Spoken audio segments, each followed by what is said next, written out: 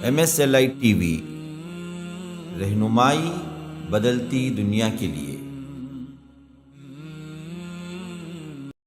الحمد للہ رب العالمین والصلاة والسلام علی خاتم الانبیاء والمرسلین وعلی آلہ وصحبہ ومن تبعہم بإحسان الی یوم الدین، اما بعد۔ اللہ تعالیٰ کا فضل و کرم ہے کہ اصول الستہ کے اس درس میں ہم شریک ہیں۔ بہت ساری باتیں گزشتہ درسوں میں ہم نے سنا، کچھ ایک مرتبہ ہم اس کو پرانی باتیں تازہ ہو جائیں، ہم ایک بار سن لیتے ہیں۔ کیا کیا چیزیں ہم نے اس سے پہلے آپ کے سامنے رکھی ہیں، اسی کو ہم لوگ ایک بار سن لیتے ہیں تاکہ یہ باتیں سمجھنے میں میرے لیے اور آپ کے لیے آسان ہوں۔ اصول الستہ وہ 6 بنیادی باتیں جو شیخ محمد بن عبد الوہاب رحمہ اللہ اپنے زمانے میں رسائل کی شکل میں، میسیجز کی شکل میں اس وقت کے لوگوں کو لکھا کرتے تھے، جب شرک اور محبت وحی وہاں حجاز میں شرک پنپنے لگا تھا۔ بقیع میں، قبرستان میں مورچھل چلتے تھے جیسے درگاہ میں چلتے ہیں۔ تو ان چیزوں کو روکنے کے لیے شیخ محمد بن عبد الوہاب رحمہ اللہ نے جو تحریک چلائی، اس وقت وہ آس پاس کے لوگوں کو دعوت دیتے تھے، تو ایسے چھوٹے چھوٹے رسائل لکھتے تھے۔ اصول ثلاثہ ہے، اصول ستہ ہے، تو انہی میں سے یہ کتاب ہے جو ہم پڑھ رہے تھے۔ تو اس میں 6 باتیں ہمارے ساتھ بیان ہوئی ہیں۔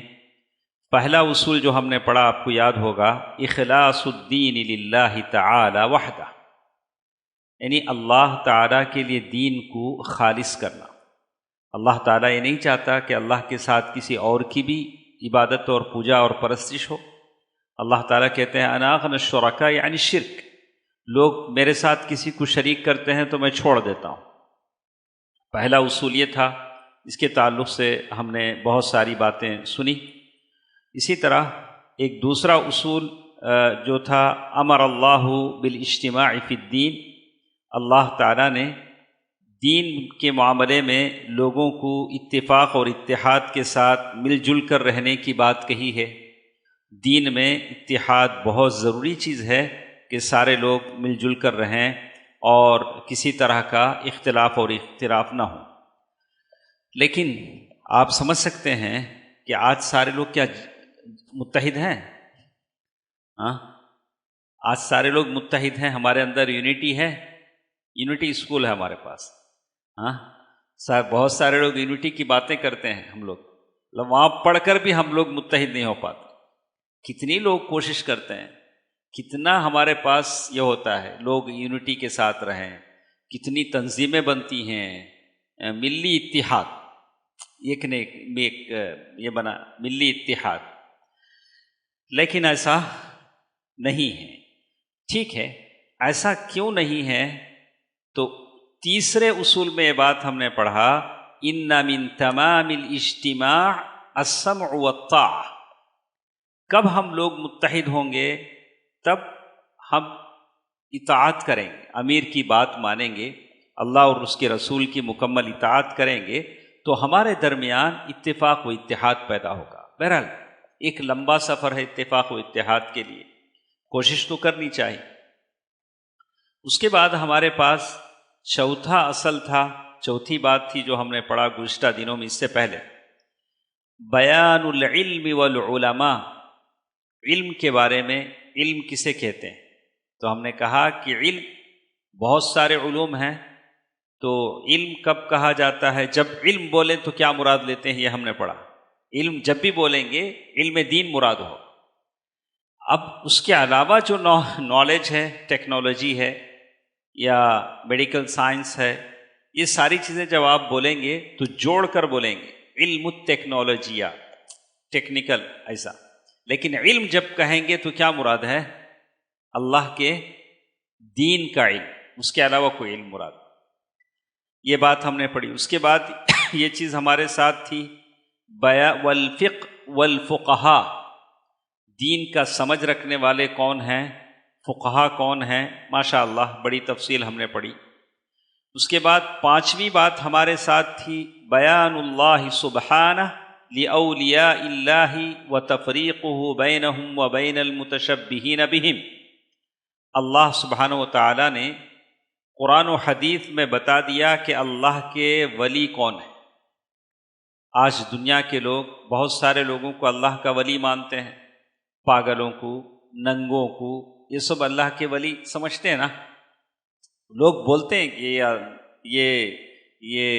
یہ فلاں ولی ہیں، یہ فلاں ولی ہیں، لیکن اللہ تعالیٰ نے قرآن مجید میں کہا اللہ ولی الذین آمنوا، اللہ تعالیٰ ان لوگوں کا ولی ہے جو ایمان لائے۔ تو گزشتہ درسوں میں ہم نے آپ کے سامنے ایک بات رکھی کہ ولی بننے کے لیے کیا کرنا چاہیے۔ آپ کو یاد ہے؟ کوئی جواب دے سکیں؟ ولی بننے کے لیے لوگ طرح طرح کی تپسیا کرتے ہیں، کوئی الٹا لٹکتا ہے، کوئی ایک پاؤں پہ کھڑا ہوتا ہے، کوئی بنا شادی کیے نکل جاتا ہے، شادی نہیں کروں گا، ولی بن جاؤں گا۔ تو کہا کہ اتنی ساری تپسیا کرنے کی ضرورت نہیں۔ ولی بننے کے لیے قرآن نے دو ہی باتیں بتائی ہیں، الذین آمنوا وکانوا یتقون، جو ایمان لائے اور تقوی والے ہو۔ اللہ اکبر، بڑا آسان نسخہ ہے۔ یہ دونوں چیزیں آپ کے اور میرے پاس ہیں تو آپ اللہ کے ولی ہیں جی۔ پتہ نہیں یہاں کتنے اللہ کے ولی ہیں، ہم بول نہیں سکتے۔ اللہ کے ولی بننے کے لیے جیسے لوگوں نے من بنا لیا ہے، ایک ننگا گھوما کرے، پاگل ہو، لوگوں کو پتھر مارے یا لوگوں کو آشیرواد دیتا رہے اور لوگ اسے کہیں کہ اللہ کا ولی ہے، مرنے کے بعد اس پر مزار بنا دے، کہا کہ اس کی ضرورت نہیں۔ الذین آمنوا وکانوا یتقون، اللہ کے کتنے ایسے اولیاء تھے جو مستجاب الدعوات تھے، جن کی دعائیں قبول ہوتی تھی۔ صحابہ میں سے کس کو آپ جانتے ہیں جو مستجاب الدعوات تھے؟ صحابہ میں سے کسی کا نام؟ سعد بن ابی وقاص رضی اللہ عنہ مستجاب الدعوات ہے۔ زید بن سعید، سعید بن زید عشرہ مبشرہ میں تھے اور مستجاب الدعوات تھے۔ اس کے علاوہ کئی صحابہ کرام تھے جو مستجاب الدعوات تھے، اللہ کے نبی کے علاوہ۔ اللہ کے نبی صلی اللہ علیہ وسلم کی دعا تو اللہ قبول ہی کرتا تھا۔ جمعے کا خطبہ دے رہے ہیں، وہ دیہاتی آتا ہے، آ کر کہتا ہے یا رسول اللہ ہلکت الاموال، یا رسول اللہ مال ضائع ہو گئے، لوگ قحط سے مر رہے ہیں۔ صحابہ کہتے ہیں ہم باہر نکلے، بارش ہونے لگی، اتنی بارش، پھر ایک ہفتے تک بارش ہوتی بہرکیف۔ یہ پانچویں چیز تھی۔ اس کے بعد شیخ محمد بن عبد الوہاب رحمہ اللہ نے بتایا بینہم وبین المتشبہین بہم، کچھ لوگ اللہ کے اولیاء کا لبادہ پہن کر اولیاء بننے کی کوشش کرتے ہیں، وہ نقلی ہیں، اس کی بحث انہوں نے یہاں کی۔ اللہ تعالیٰ کی توفیق سے آج ہمارے ساتھ جو چیز ہے وہ پانچویں بات ہے۔ ہمیں اس کے بارے میں ہم لوگ پڑھیں گے کہ پانچواں اصول جس میں انہوں نے کیا بات یہاں کہی ہے، پانچویں اصول کے بارے میں کیا بات یہاں ہے۔ تو 5 تو ہم لوگ ختم کر چکے، نہیں 6واں ہے، نہیں آپ لوگ کوئی بھی نہیں بولے تو میں اچھا۔ تو فارسی میں ایک یہ ہے خطائے بزرگاں خطاست، بزرگوں کی غلطی پکڑنا بھی غلطی ہے، صحیح کیا ویسا آپ لوگ سمجھ رہے، ویسا نہیں۔ غلطی کوئی بھی کرے ہم کیا کریں گے، اسے اچھے انداز میں بتائیں گے کہ آپ نے یہ غلطی کی ہے۔ تو اس سے پہلے آپ کے پاس اس کا متن شاید دیا گیا تھا، شاید آپ کے پاس ہو، نہیں ہو تو انشاءاللہ ہم لوگ اس کو پڑھ لیتے ہیں۔ الاصل السادس، چوتھی بات، یہ عام طور سے ہمارے پاس دیکھنے میں آتا ہے، ہم لوگ سنتے بھی ہیں۔ کیا ہے؟ رد الشبہ التی وضعها الشیطان، ایک شبہ ہے جو شیطان لوگوں کے دلوں میں ڈالتا ہے۔ شیطان کبھی بھی کیا کرتا ہے، یہ مکس کرتا ہے۔ شیطان کیا کرتا ہے؟ مکس کرتا ہے۔ کیسا ہے؟ شہد میں زہر ملاتا ہے، صرف زہر نہیں دے گا کہ یہ کھا کے مر جاؤ، وہ کیا کرتا ہے، اسی زہر کو کس میں ملا کے دیتا ہے؟ شہد میں ملا کے دیتا ہے، کھا کے کیا کرو، مر جاؤ۔ اسی لیے شیخ لکھتے ہیں کہ اگر شیطان یہ کہے کہ قرآن مت پڑھو، حدیث نہیں پڑھو، لوگ مانیں گے نہیں. تو اس نے کیا کیا، ایک ڈاؤٹ کریٹ کیا شیطان نے. کیا کیا؟ اجی تمہیں کیا جی قرآن سمجھیں گے تم، نہ حدیث کیا سمجھ میں آئے گا. وہ قرآن و حدیث سمجھنے کے لیے کیا چاہیے؟ بڑے علامہ چاہیے. آپ لوگ علامہ تھوڑے نہ ہیں، آپ لوگ سمجھ نہیں پائیں گے. تو آپ کے من میں کیا آ گیا؟ ہاں صحیح بولتا ہے. یہ شیطان کیا کرتا ہے؟ یہ ڈاؤٹ لوگوں کے دلوں میں ڈالتا ہے. اسی ڈاؤٹ کو 5 باتیں بتانے کے بعد شیخ نے آخر میں یہ بات کیوں بتائی کہ ان 5 باتوں کا نتیجہ اس پر منحصر ہے. اگر قرآن و حدیث کو لوگ سمجھتے تو یہ ساری 5 باتیں لوگوں میں نہیں ہوتی. لوگ آپس میں نہیں لڑتے، لوگ صحیح ولی اور غلط ولی کی پہچان کرتے اگر قرآن و حدیث کو صحیح طریقے سے لوگ کیا سمجھیں، صحیح سمجھیں. آپ جانتے ہیں کہ آج اس ملک میں آپ نے دیکھا ہوگا جن اسٹیٹوں میں جہالت ہے وہاں دنگے فساد زیادہ ہوتے ہیں. جن اسٹیٹوں میں علم ہے، لوگ ذرا پڑھے لکھے ہیں، وہاں دنگے فساد، قتل و غارت گری نہیں ہوتی. یہ جہالت اس کا نتیجہ ہے، لوگ سمجھتے نہیں. تو اس میں شیخ نے کہا رد الشبہ، یہ 6ویں بات جو ہے اس شبے کی رد میں ہے جو شیطان نے لوگوں کے دلوں میں ڈالا ہے. کیا ڈالا ہے؟ فی ترک القرآن والسنہ، کہ قرآن اور سنت کو چھوڑ دو. قرآن و سنت کو کیا کرو؟ چھوڑ دو. یہی بات ایک زمانے میں یہاں بھی ڈالی گئی تھی کہ یہ جتنے مذہبی کتابیں ہیں، وید جتنے ہیں، یہ سارے کو ایک طبقہ سمجھ سکتا ہے، باقی لوگ سمجھ سکتے نہیں. اگر وہ سن بھی لیتے تو ان کے کانوں میں سیس پگھلا کے ڈالا جاتا. بولا کہ نہیں، یہ سب آپ لوگ سمجھنے کی بات نہیں ہے، سب ہم لوگ سمجھنا، ہم پڑھنا ہے. تو کہتے ہیں فی ترک القرآن والسنہ، قرآن اور سنت کو چھوڑ دو. کیا کرو؟ واتباع الآراء، لوگوں کے آرا کے معنی فکر. مفتی صاحب کیا بولے کہ وہ کیا کرو؟ مان لو. تمہیں قرآن و حدیث پڑھے تمہارے سمجھ میں نہیں آئے گا، مفتی صاحب کیا بولے کیا کرو؟ مان لو. واتباع الآراء والاہواء المتفرقة المختلفة، قرآن و حدیث کو چھوڑنے کا نتیجہ ہے. قرآن و حدیث نہیں پڑھیں گے تو جو رائے جو دے گا، جو بولے گا مان لیں گے. کہا کہ ویسے ہو. وہی ان القرآن والسنہ، قرآن اور سنت لا يعرفهما الا المجتہد المطلق، قرآن و سنت سمجھنے کے لیے مجتہد مطلق ہونا چاہیے. آپ لوگوں میں سے کون کون ہے مجتہد مطلق؟ آپ لوگوں میں سے کون کون ہے مجتہد مطلق؟ وہی لو نہیں ہم میں بتاتا ہوں. دیکھیے اس کے لیے انہوں نے یہاں کنڈیشن بولے. یہ کنڈیشن اگر آپ کے پاس ہیں تو آپ بھی مجتہد مطلق. تو دیکھیے یہ مجتہد جسے کہتے ہیں اس کی کئی قسمیں ہیں. مجتہد مطلق کون ہے اس کے بارے میں انہوں نے کہا کہ یہ مجتہد اسے کہتے ہیں جن کے لیے فتویٰ دینا، جن سے طلب کرنا فتویٰ جائز. مجتہد وہ ہوتا ہے جو فتویٰ دے سکتا ہے، اس سے ہم فتویٰ مانگ سکتے ہیں. تو ان کے بارے میں کہا کہ مختلف قسمیں انہوں نے بتلائی ہیں، لیکن میں آپ کو یہ بتانا چاہ رہا تھا کہ اس میں سے مجتہد کے لیے انہوں نے کیا کیا کنڈیشنز رکھے ہیں تاکہ آپ کی سمجھ میں بات آ جائے. تو انہوں نے یہاں لکھا ہے ان یفہم اللغۃ العربیہ فہما واسعا. مجتہد مطلق ہے جو عربی زبان میں مہارت رکھتا ہو. عربی زبان اس کو کیا ہے؟ اچھی آتی ہو، عربی زبان بول سکتا ہو، لکھ سکتا ہو. ایسا آدمی ہے جو فتویٰ دے سکتا ہے یا فتویٰ لے سکتا ہے. دوسرا اصول انہوں نے بتایا لا بد له من معرفت اصول الفقہ. اصول فقہ وہ جانتا. فقہ آپ جانتے ہیں، فقہ میں کیا ہوتا ہے؟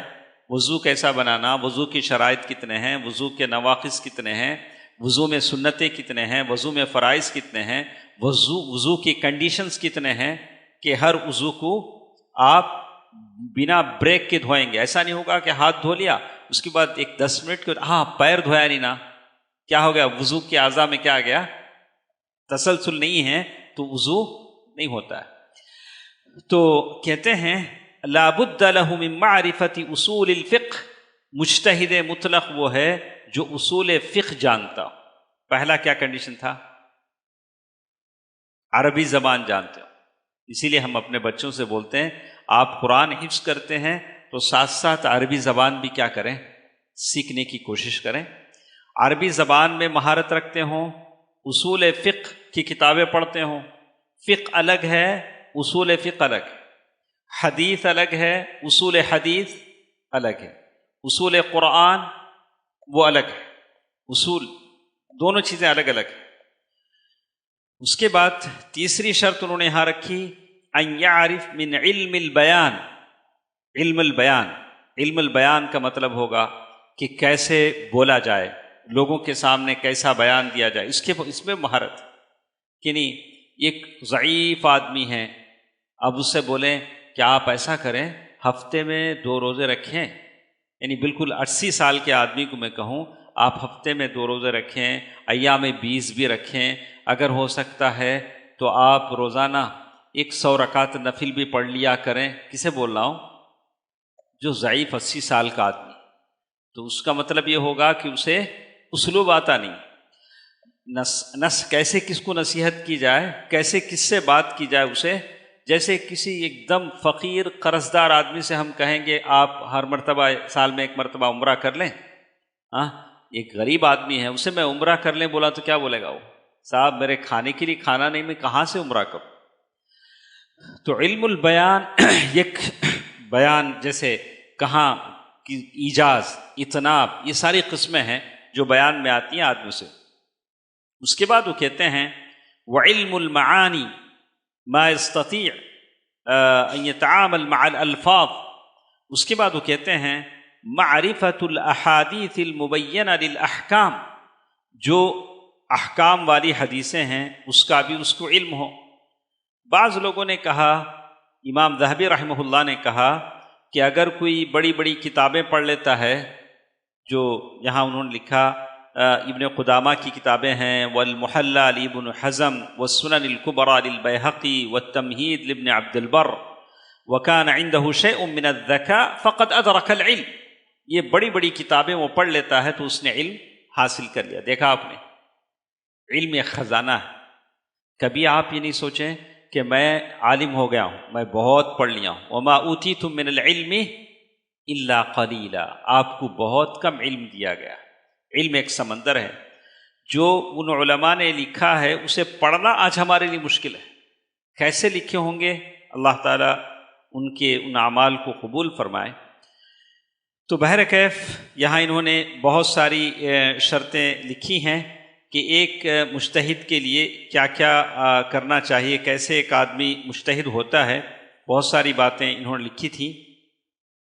اسی پر آگے بڑھتے ہوئے میں یہاں یہ کرتا ہوں. کہتے ہیں فَيُقَالُ لَهُمْ الْقُرْآنُ فِيهِ أَشْيَاء, فَيُقَالُ لَهُمْ الْقُرْآنُ فِيهِ أَشْيَاء. تو ایک سوال جو تھا, شیطان نے دل میں ایک ڈاؤٹ ڈالا تھا کہ قرآن اور حدیث کو صرف کون سمجھ سکتے ہیں؟ مجتہد مطلق. مجتہد مطلق کون ہے؟ جو عربی زبان جانتا ہو, ناسخ منسوخ جانتا ہو, علم اصول الفقہ جانتا ہو, علم حدیث جانتا ہو, اور تمام کے مذاہب فقہیہ کو جانتا ہو. ایک حنفی ہے, فقہ حنفی جانتا ہے. ایک حنبلی ہے, فقہ حنبلی جانتا ہے. فقہ مالکی جانتا ہے. لیکن فقہ مقارن یعنی سارے فقہ کا اسے علم ہے. ہر ایک کو اس کے حساب سے وہ فتویٰ دے سکتا ہے. تو بہرکیف فتویٰ دینا, اسی لیے بڑے بڑے ائمہ سے 17 فتوے پوچھے گئے تو انہوں نے کیا کیا؟ 2-3 فتووں کا جواب دیا, باقی کے بارے میں کہا انا لا ادری, مجھے نہیں معلوم. آپ پوچھنے والے نے کہا کہ صاحب کتنی دور سے آیا ہوں میں, آپ بولیں اتنے بڑے امام, مجھے نہیں معلوم.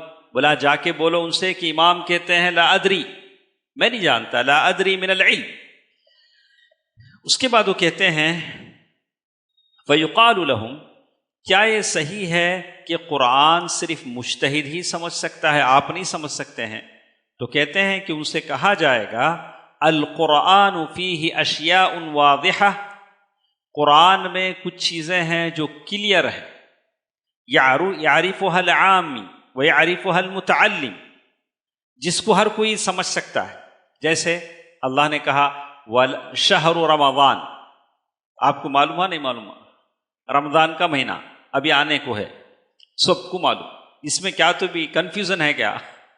نہیں، میں نہیں سمجھتا شہر رمضان الذی انزل فیہ القرآن، قرآن میں ہے۔ قرآن نے کہا ولا تقربوا الزنا، زنا کے قریب مت جاؤ، تمہیں سمجھے کہ نہیں سمجھے؟ معلوم قرآن میں رتی چیزاں ہیں جس کو ہمیں کیا کر سکتے ہیں، سب بھی سمجھ سکتے ہیں، اس میں کوئی کنفیوژن نہیں۔ کبھی اللہ نے کہا وَاعْبُدُوا اللَّهَ وَلَا تُشْرِكُوا بِهِ شَيْئًا، اللہ کی عبادت کرو، اس کے ساتھ کیا نہیں کرو۔ یہ سب سمجھے نہیں سمجھے؟ معلوم کیا ہوا؟ قرآن میں ذرے چیزیں ایسے ہیں جس کو ہمیں کیا کر سکتے ہیں، سب سمجھ سکتے ہیں۔ دیکھو وہی کہتے ہیں نعم یوجد فی القرآن والسنہ، کچھ چیزیں قرآن میں ایسی ہیں جو سب سمجھ سکتے ہیں۔ تقوم بها الحجۃ علی الخلق، اللہ نے ایسا کیوں رکھا؟ کل آپ اللہ کے پاس جا کر یہ نہیں کہیں اللہ آپ نے قرآن کو تو بھیجا تھا لیکن ہمارے پلے کچھ نہیں پڑا، ہم کو سمجھ میں نہیں آیا، اس لیے کہ ہمارے مفتی صاحب نے کہا تھا کہ یہ تمہارے پلے نہیں پڑتا ہے، یہ تو صرف میرے پلے پڑتا ہے۔ تو اگر ایسا جا کر اللہ کے پاس لوگ بولیں گے نہیں، اسی لیے اللہ نے کیا کیا، یہ ساری کچھ آیتیں ایسی نازل کر دی جسے سب سمجھے، اور اعلان بھی کر دیا افلا یتدبرون القرآن ام علی قلوب اقفالها، کیا جی قرآن میں غور و فکر نہیں کرتے؟ کیا تمہارے عقل پہ تالے ہیں؟ تو معلوم یہ ہوا کہ قرآن میں کچھ آیتیں ایسی ہیں جس کو ہر کوئی کیا کرتا ہے، سمجھ سکتا ہے۔ اوکے، اس میں کوئی کنفیوژن نہیں۔ اس کے بعد وہ کہتے ہیں وَفِيهِ أَشْيَاء لَا يَعْرِفُهَا إِلَّا الْعُلَمَاء، قرآن میں کچھ ایسی آیتیں ہیں جس کو صرف علماء ہی جان سکتے ہیں، عام آدمی نہیں جان سکتا۔ لیکن ہماری مجبوری ہے کہ ہم کو قرآن ترجمے کے ساتھ پڑھنا نہیں آتا۔ قاری صاحب ماشاءاللہ کتنی اچھی آواز میں نماز پڑھاتے ہیں، ہمارے پلے پڑ جائے نا تو ہمارا ایمان تازہ ہو جائے۔ لیکن مشکل کیا ہے، ہم لوگ پیچھے کالا اکشر بھینس برابر ہم لوگ کیا کرتے ہیں، پیچھے کھٹ کے کیا کرتے ہیں، ہم لوگ بس سنتے رہتے ہیں، بس ہماری سمجھ میں نہیں آتا ہے۔ کبھی تعجب ہوتا ہے کئی کوئی لوگ اتنا ہوتے ہیں نماز میں، ارے ان کے سمجھ میں آتا ہے جی، ہمارے سمجھ میں نہیں آتا ہے، یہ ہمارا قصور ہے۔ وہ لوگ سمجھتے ہیں کہ کیا پڑھا جا رہا ہے قرآن میں۔ تو کہتے ہیں کہ وفیہ اشیاء لا يعرفها الا العلماء، کچھ چیزیں قرآن میں ایسی ہیں جس کو علماء ہی جانتے ہیں۔ وفیہ اشیاء، قرآن میں کچھ ایسی چیزیں ہیں لا يعلمها الا اللہ سبحانہ وتعالی، جس کو صرف اللہ جانتا ہے، آپ نہیں جانتے۔ کتنے ٹائپ ہوئے؟ 3 ٹائپ، جس کو آپ جانیں، جس کو علماء جانیں، جس کو اللہ جانے۔ طاسیم میم، ہم لوگ کیا بولتے ہیں؟ معلوم نہیں۔ الف لام میم کیا بولتے ہیں؟ اللہ کو معلوم، نہ معلوم نہیں۔ اور ایک قرآن اولم یروا انا نأتی الارض ننقصها من اطرافها، ہم زمین کے ایک کنارے سے کم کرتے آ رہے ہیں، کیا ہے تفسیر نہیں معلوم۔ کچھ چیزیں سورہ یاسین میں عدد ہیں، منازل القمر، چاند کی منزلیں بیان کی گئی ہیں، چاند کے جو یہ ہیں، بلا نہیں معلوم، بہت ساری چیزیں ہم کو نہیں معلوم۔ نعم یوجد فی القرآن والسنہ امور لا يعرفها الا المجتہد المطلق، قرآن میں کچھ چیزیں ایسی ہیں جو مجتہد مطلق ہی جان سکتا ہے، لیکن کچھ چیزیں آپ بھی جان سکتے ہیں۔ لیکن توجد اشیاء کثیرہ یعرفها العوام، قرآن میں بہت ساری چیزیں ہیں جس کو عوام جانتے ہیں، جیسے میں نے کہا، جیسے وَاعْبُدُوا اللَّهَ وَلَا تُشْرِكُوا بِهِ شَيْئًا، سورۃ النساء آیہ نمبر 36 آپ جان سکتے ہیں۔ اسی طرح سورۃ المائدہ آیہ نمبر 72، اِنَّهُ مَن يُشْرِكْ بِاللَّهِ، جو اللہ کے ساتھ شرک کرے گا، فَقَدْ حَرَّمَ اللَّهُ عَلَيْهِ الْجَنَّةَ، آپ کو سمجھ میں آیا نہیں؟ اللہ نے اس کے لیے جنت کیا کر دیا ہے؟ حرام کر دیا، بغیر توبے کے اگر مرتا ہے۔ اگر توبہ کر لے تو بات الگ ہے۔ وَمَأْوَاهُ النَّارُ، اس کا ٹھکانہ جہنم ہے۔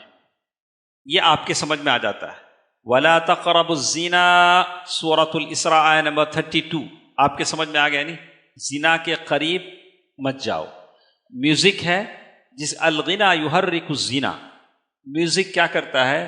زنا کو حرکت دیتا ہے۔ میوزک سننے سے منع کیا گیا، ٹھیک ہے۔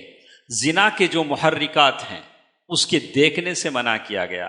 فحش تصویریں ہیں، فحش میگزین ہیں اور ننگی تصویریں ہیں، یہ زنا کی قریب لے جانے والی چیزیں۔ اسی طرح حرمت علیکم المیتہ، ساروں کی سمجھ میں آ گیا۔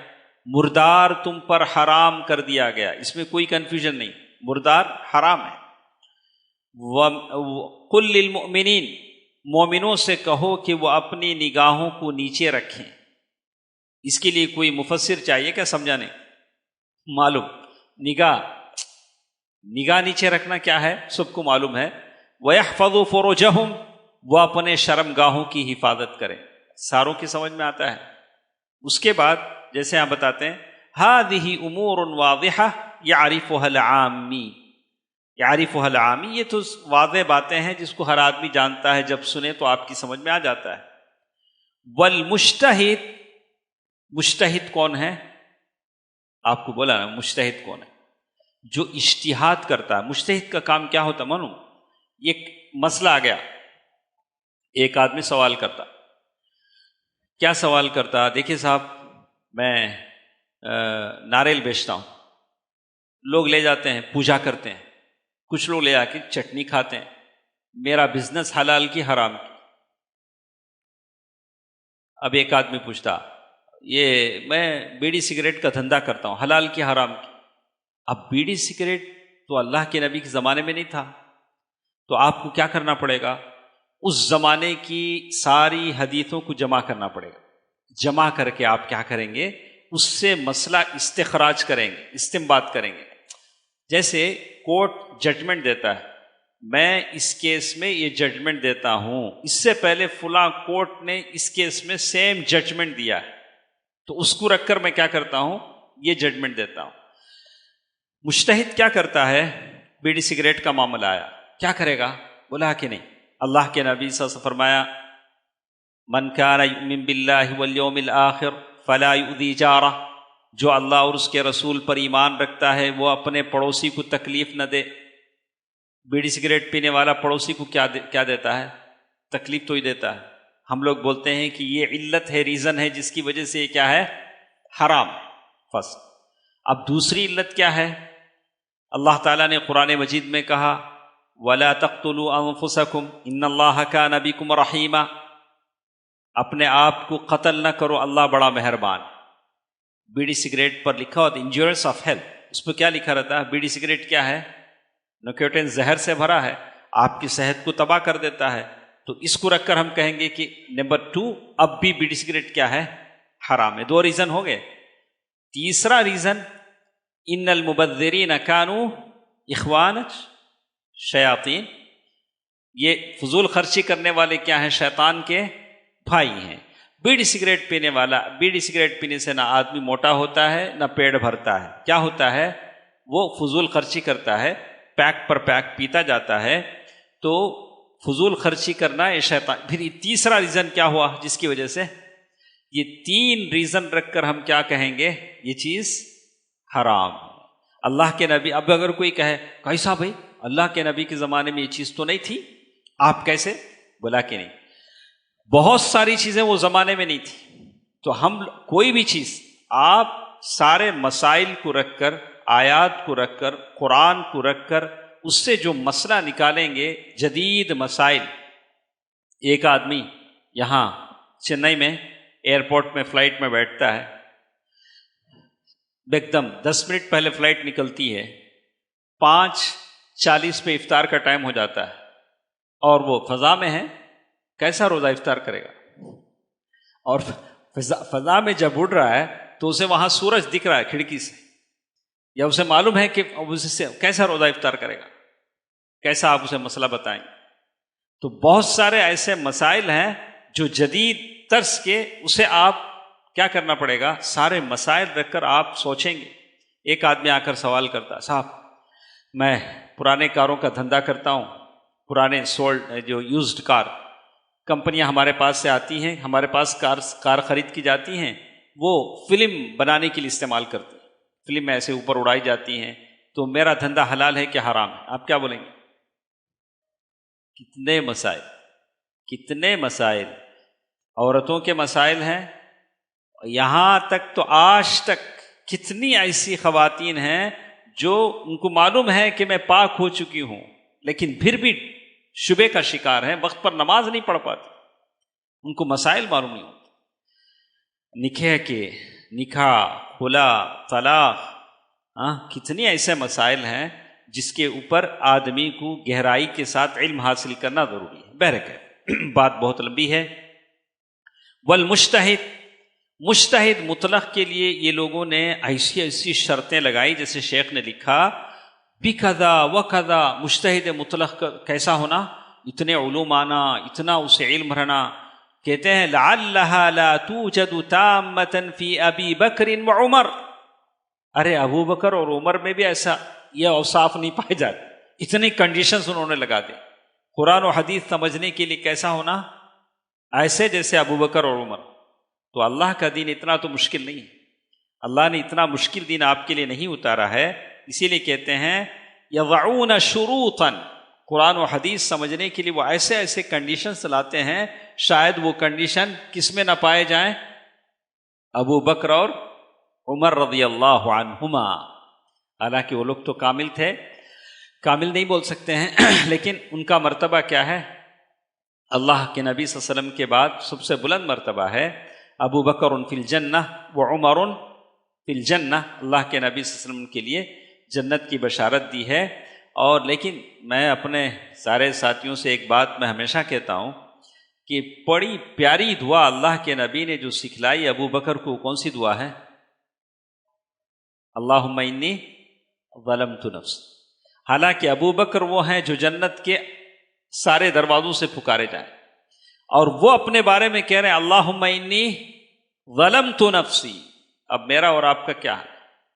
ابو بکر اپنے بارے میں، یا اللہ میں نے اپنے نفس پر کیا ہے، ظلم کیا ہے۔ دیکھا، تو کبھی بھی میاں مٹھو بننا یا اپنے آپ کو کہنا کہ میں بڑا دودھ کا دھلا ہوا ہوں، ہرگز آدمی کے اندر یہ ترفع، یہ چیز ہرگز نہ آئے۔ اپنی عاجزی، انکساری کا اقرار کرتے رہے، اقتراف الذنوب یعنی اپنے گناہوں کا اقرار الذنوب، یعنی گناہوں کا اقرار کرتے رہے کہ اللہ مجھ سے ایسی خطائیں ہوئی ہیں تو مجھے معاف کر دے۔ بہرکیف آگے کہتے ہیں یقول اللہ تبارک و تعالی افلا یتدبرون القرآن، کیا آپ لوگ قرآن پر غور و فکر نہیں کرتے ہیں؟ اگر آپ قرآن سمجھنے والے نہ ہوتے تو اللہ یہ بات آپ سے نہیں کہتے۔ ھذا عام للمسلمین، سارے مسلمانوں کے لیے عام۔ کل یعرف من القرآن ما یسر اللہ لہ، ہر آدمی قرآن سے جو چیزیں سمجھ سکتا ہے۔ دیکھیے فالعام یحصل علی ما یستطیع، عام آدمی کو جتنا آپ قرآن پڑھتے ہیں، قل ھو اللہ احد، آپ کو سمجھ میں آتا ہے، انگلش میں پڑھتے ہیں سمجھ میں آتا ہے۔ والراسخ فی العلم یستطیع، فی العلم یحصل علی ما یستطیع، انزل من السماء ماء فسالت اودیۃ بقدرها۔ اس کے بعد ایک اور چیز کہتے ہیں کہ ہر شخص کو قرآن سے جتنا اسے علم حاصل ہونا ہے، علم حاصل ہوتا ہے۔ اس کے بعد شیخ محترم نے یہاں لکھا ہے کہ یہ بات غلط ہے کہ قرآن کو صرف مجتہد مطلق ہی سمجھ سکتے ہیں۔ آپ کو معلوم ہوگا نہیں، آپ بھی سمجھ سکتے ہیں، لیکن کتنا؟ جتنا آپ سمجھیں گے۔ وَيَقُولُونَ، اور بعض لوگ کہتے ہیں کہ اگر آپ قرآن سمجھنے کی کوشش کرتے ہیں تو یہ کوشش بیکار ہے۔ کیا بولتے ہیں؟ بیکار، آپ مت سمجھیں، اس لیے کہ آپ قرآن سمجھ سکتے نہیں ہیں، آپ کیوں قرآن پڑھتے ہیں؟ جیسے بہت سارے لوگ آج بولتے ہیں قرآن سمجھنے کے لیے کتنے علوم چاہیے؟ 17 علوم چاہیے، اس میں مہارت چاہیے، ایسے بولتے ہیں۔ تو اسی لیے انہوں نے کہا کہ لوگ کہتے ہیں کہ قرآن کو سمجھنے کی کوشش کرنا یہ آسان چیز نہیں ہے، لیکن یہ بات غلط ہے جیسے انہوں نے کہا۔ دیکھیے، وَمَنْ طَلَبَ الْهُدَى مِنْهُمَا فَهُوَ إِمَّا زِنْدِيق وَإِمَّا مَجْنُون۔ یہاں تک لوگوں نے کہا کہ اگر کوئی قرآن پڑھ کر سمجھنے کی کوشش کرے گا تو وہ زندیق ہو جائے گا۔ زندیق کسے کہتے ہیں؟ بد دین، دین سے پھر جانا، اس کا دین ڈینجر، خطرے میں پڑ گیا، اسی لیے قرآن سمجھنے کی کبھی کیا نہیں کرو، کوشش نہیں کرو۔ صحیح ہے غلط ہے؟ غلط بات ہے۔ لوگوں کو قرآن سے دور کرنے کا یہ شیطانی شبہ ہے۔ وَإِمَّا مَجْنُون، کہا کہ یا تو پاگل ہے، جو چیز اسے حاصل نہیں ہوتی اسے حاصل کرنے کی کوشش کر رہا ہے، لِأَجْلِ صُعُوبَةِ فَهْمِهِمَا، اس لیے کہ اس کی سمجھ میں قرآن آنے والا نہیں ہے۔ تو شیخ نے جواب دیا، اللہ تعالیٰ نے کھول کر ساری چیزیں بیان کر دی، وَلَكِنَّ أَكْثَرَ النَّاسِ لَا يَعْلَمُونَ، لیکن بہت سارے لوگ ہیں جانتے نہیں ہیں۔ قرآن آسان چیز ہے۔ کہاں ذکر کیا اللہ نے؟ وَلَقَدْ يَسَّرْنَا الْقُرْآنَ لِلذِّكْرِ فَهَلْ مِن مُدَّكِرٍ وَلَقَدْ يَسَّرْنَا الْقُرْآنَ لِلذِّكْرِ فَهَلْ مِن مُدَّكِرٍ۔ قرآن کیا ہے؟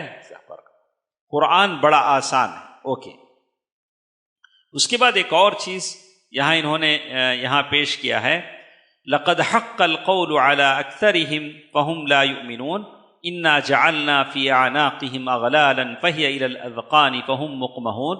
یہ لوگ قرآن کو سمجھنے کی کوشش نہیں کرتے ہیں۔ سورہ یاسین میں اللہ تعالیٰ نے بڑی تفصیل کے ساتھ بات بتا دی۔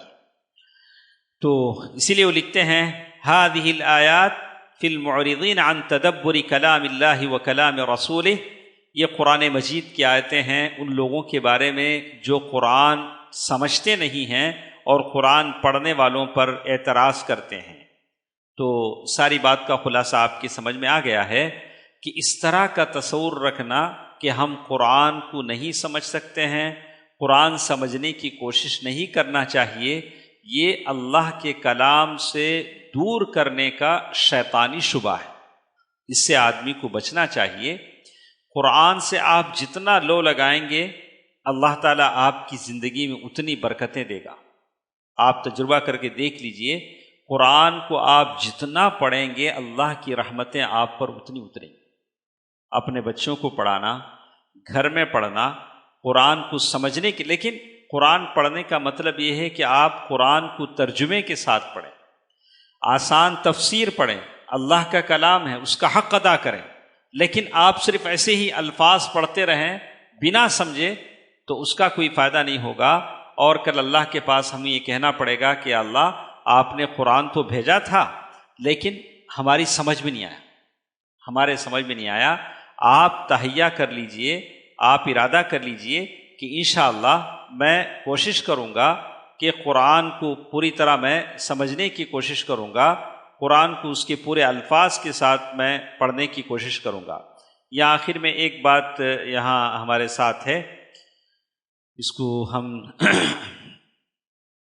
سن لیتے ہیں، اس لیے کہ کتاب کی آخری عبارت ہے جو شیخ نے یہاں لکھا ہے۔ لکھتے ہیں کہ جیسے ہم نے شیطان کے شبے کے بارے میں دیکھا تھا کہ کیسے شیطان شبے میں ڈالتا ہے، تو آپ کو ہم نے بتایا کہ پہلے تو اس نے کہا کہ آپ قرآن اور حدیث کو وہی لوگ سمجھ سکتے ہیں جو کون سمجھ سکتے ہیں؟ مجتہد مطلق۔ مجتہد مطلق کو آپ اتنا مشکل نہیں سمجھیں، بڑے کبار علماء، بڑے بڑے علماء جو ہوتے ہیں وہی سمجھ سکتے ہیں، عام آدمی سمجھ سکتا نہیں ہے۔ تو اس کے لیے انہوں نے جو شرائط بتائے ہیں وہ شرائط ہم نے آپ کے سامنے رکھے ہیں کہ مجتہد مطلق بننے کے لیے کیا کیا شرائط ہونی چاہیے، وہ ساری چیزیں ہم نے کہا۔ لیکن یہ شیطانی شبہ غلط ہے۔ تو یہاں کہتے ہیں ابن مسعود رضی اللہ عنہ کی ایک بات انہوں نے نقل کی، ان سمعت قول اللہ یا ایھا الذین آمنوا۔ عبداللہ بن مسعود رضی اللہ عنہ فرماتے ہیں کہ جب اللہ کی بات تم سنو یا ایھا الذین آمنوا، کتنی بار ہے قرآن میں؟ آپ گن لیجئے یا ایھا الذین آمنوا ایمان والو، جب بھی اللہ کہتے ہیں تو آپ اپنی کان کو کیا کرو، اس طرف لگا دو۔ فالمقصود یعنی اللہ تعالیٰ کسی بات کے کرنے کا حکم دیں گے، کسی بات سے رکنے کا یہ کہیں گے، تو معلوم یہ ہوتا ہے کہ قرآن میرے اور آپ کے سمجھنے کے لیے ہے، وہ ہدایت ہے، اس کو مضبوطی کے ساتھ پکڑ لینا ہے، جیسے اللہ تعالیٰ نے سورۃ آل عمران آیہ نمبر 103 میں اللہ تعالیٰ نے بڑی اس کے ساتھ کہا ہے۔ اس کے بعد آخر میں ایک بات انہوں نے نقل کی ہے، سورہ یاسین کی کچھ آیتیں انہوں نے یہاں بیان کی، اور جب شیخ نے کتاب کو ختم کیا ہے تو والحمد للہ رب العالمین، شیخ کے یہ جو الفاظ ہیں دیکھیے، وآخرہ والحمد للہ رب العالمین ختم الرسالہ بمثل ما بدأ به بحمد اللہ والصلاة والسلام علی رسولہ۔ تو ایک سے پہلے ایک بات میں نے آپ سے کہا تھا کہ شیخ محمد بن عبد الوہاب رحمہ اللہ جب بھی کتاب شروع کرتے تھے تو کیسے شروع کرتے تھے؟ اعلم رحمک اللہ، اللہ تعالیٰ تم پر رحم کرے۔ جب بھی شیخ محمد بن عبد الوہاب کتاب شروع کرتے تو لوگوں کے لیے، پڑھنے والوں کے لیے کیا کرتے؟ دعا کرتے۔ تو جتنے بھی شیخ محمد بن عبد الوہاب رحمہ اللہ کی کتابیں پڑھیں گے، سب کے لیے شیخ کی دعا ہے۔ اتنے 100 سال پہلے شیخ نے جو دعا کی ہے وہ دعا آپ کے اور میرے حق میں قبول ہو جاتی ہے۔ تو شیخ نے اب جب کتاب ختم کی تو آخرہ والحمد للہ رب العالمین، کتاب ختم ہوتے ہوئے بھی والحمد للہ رب العالمین، ساری حمد و ثنا ہے اللہ تعالیٰ کے لیے۔ شیخ نے وہی بات کہی ہے اور کہتے ہیں بمثل ما بدأها به بحمد اللہ والصلاة والسلام علی رسولہ وهذا من محاسن التالیف والتعلیم وذلك بالثناء علی اللہ اولا وآخرا، یعنی پہلے بھی اللہ کی تعریف، کتاب جب ختم ہوئی تو تب بھی اللہ تعالیٰ کی تعریف۔ والصلاة والسلام علی رسولہ معلم الخیر، اور صلاۃ و سلام ہو کس پر؟ رسول اللہ صلی اللہ علیہ وسلم پر۔ اسی لیے میں نے شیخ کا آج فتویٰ پڑھا، کبار علماء کا، وہ کہتے ہیں کہ ہر وہ دعا جس میں درود شریف پڑھا جائے تو وہ دعا کیا ہوتی ہے؟ ضرور اللہ تعالیٰ قبول کرتے ہیں۔ آپ جب بھی دعا کریں اس میں ضرور کیا پڑھیں؟ درود شریف پڑھیں۔ وصلی اللہ علیہ وعلی آلہ وصحبہ ومن اہتدى بہدیہ وسار علی نہجہ وتمسک بسنتہ الی یوم الدین والحمد للہ رب العالمین۔ اور وہ جتنے بھی لوگ ہیں جو صحیح اللہ کے نبی صلی اللہ علیہ وسلم کے سنت کے مطابق چلتے ہیں، اللہ تعالیٰ کی رحمتیں اور برکتیں ان پر ہوں۔ تو شیخ نے یہاں اس کو ختم کیا ہے، اور آخر میں ایک سوال شیخ سے، جو شارح جو ہیں ان سے ایک سوال یہاں ہے، اس سوال کا جواب انہوں نے دیا ہے۔ سوال تھا ما حکم صلاۃ التسبیح، کیا ہے سوال؟ سوال کس کے بارے میں؟ شیخ سے کسی نے سوال کیا تو شیخ نے اس کا جواب دیا ہے کہ صلاۃ التسبیح لم تثبت عن النبی۔ کیا جواب دیا شیخ نے؟ اللہ کے نبی سے کیا نہیں ہے؟ ثابت نہیں۔ صلاۃ التسبیح کیا نہیں ہے؟ اب رمضان آ رہا ہے تو بہت سارے سوالات ہم اس کو لے کر ہوتے ہیں، تو شیخ یہی بولتے ہیں بھائی آپ کو پڑھنا ہی ہے، جو چیزیں ثابت ہیں وہ پڑھو، جو چیزیں ثابت نہیں ہیں۔ دیکھیے والنبی یقول من عمل عملا لیس علیہ امرنا فہو رد، جو کوئی ایسا کام کرے جو ہماری صحیح سنت کے مطابق نہیں ہے وہ رد ہے۔ وما دامت، جب کہ یہ چیز ثابت نہیں ہے، فلا یجوز العمل بها، اس پر عمل کرنا جائز نہیں ہے۔ وایضا فیہا غرابہ من ناحیۃ صفتها، کیوں جائز نہیں ہے؟ صلاۃ التسبیح پڑھنے کا جو طریقہ ہے اس طریقے میں عجیب طرح کا ہے۔ جتنی نمازیں آپ پڑھتے ہیں ان نمازوں میں نہیں، سجدے میں اتنی مرتبہ، سجدے سے اس میں عجیب، اسی لیے کہتے ہیں غرابہ من ناحیۃ صفتها، صلاۃ التسبیح پڑھنے کا جو انداز ہے اس میں کچھ انوکھا، یعنی ایسی چیز ہے جو عام نمازوں سے ہٹ کر ہے۔ فالنبی نہا عن قراءۃ القرآن فی الرکوع والسجود، اللہ کے نبی صلی اللہ علیہ وسلم نے سجدے اور رکوع میں قرآن پڑھنے سے منع کیا ہے۔ لیکن صلاۃ تسبیح میں کیا ہوتا؟ سجدے اور رکوع میں بھی قرآن پڑھا جاتا ہے۔ وَهِيَ فِيهَا قِرَاءَةٌ لِلْقُرْآنِ فِي الرُّكُوعِ وَالسُّجُودِ وَفِيهَا صِفَاتٌ مُخَالَفَةٌ لِلصَّلَوَاتِ الْمَشْرُوعَةِ، جو دوسری جو نمازیں ہیں عام طور سے اس سے یہ نماز الگ تھلگ ہے۔ مما يدل على انها ليس لها اصل، جو یہ بات بتاتی ہے کہ صلاۃ التسبیح کیا نہیں ہے، اس کی کوئی اصل نہیں۔ فالذی یرید الخیر، اب اگر کوئی سوال کرتا کیا ہوتا بھائی پڑھ لینے دو نا، لوگ بولتے نہیں بھائی اچھا بھائی کام کرتے ہیں پڑھنے دو نا، تو شیخ اس کا جواب دیتے ہیں فالذی یرید الخیر، آپ اگر خیر چاہتے ہیں فہو موجود فی الصلوات المشروعہ، وہ تو ہے ہی جو نمازیں آپ کے لیے جائز ہیں۔ صلی یا اخی صلاۃ الضحیٰ، میرے بھائی صلاۃ الضحیٰ پڑھ لو، صلی صلاۃ اللیل، تہجد کی نماز پڑھ لو، والوتر والرواتب مع الفرائض، جو دن میں 12 رکعت جو سنت رواتب ہیں اسے پڑھ لو۔ الباب مفتوح، الباب مفتوح کے معنی میدان کیا ہے؟ وسیع ہے، دروازہ کھلا ہے، آپ بہت سارے ثواب کمانے کے راستے ہیں، آپ اسے پڑھ سکتے ہیں۔ تو بہرکیف یہ ہمارے سامنے یہ کتاب تھی، اللہ کے پاس ہم اجر مانگتے ہیں، یا اللہ ہم نے توحید کی ایک کتاب کی تکمیل کر لی ہے، یا اللہ اس کے لیے ہمیں قبر میں روشنی کا دریا بنا دے، یا اللہ اس کو قبول فرما، اس میں ہم سے کچھ لغزشیں ہو گئی ہوں تو اسے معاف فرما، یا اللہ توحید کی بہت ساری باتیں ہمارے پاس آئی ہیں، اللہ ہم دعا کرتے ہیں کہ اللہ اس شیطانی شبہ سے ہمیں بچائے رکھے، قرآن کو سمجھ کر پڑھنے کی مجھے اور آپ کو توفیق دے۔ انشاءاللہ اللہ نے موقع دیا تو اور بھی کتابیں ہمارے پاس ہیں، شیخ محمد بن عبد الوہاب رحمہ اللہ کی القواعد الاربع ہے، القواعد الاربع ہے، اور مسائل الجاہلیہ ہے، اور بہت سارے اور بڑی کتابیں، کتاب التوحید ہے، تو ان کتابوں کو عربی شرح سے ہی ہم پڑھیں۔ میں یہاں آنے سے پہلے اس کی کئی شروحات میں نے پڑھی ہیں، تو جب عربی شرح کے ساتھ پڑھیں گے تو علماء نے جو شرح لکھی ہے اس کو آپ کو سمجھنے میں آسانی ہوگی۔ انشاءاللہ موقع محل سے ہم لوگ پڑھتے رہیں گے، آپ ہمارے ساتھ رہیں، جب بھی یہ موقع آئے تو آپ اس کلاس کو جوائن کریں۔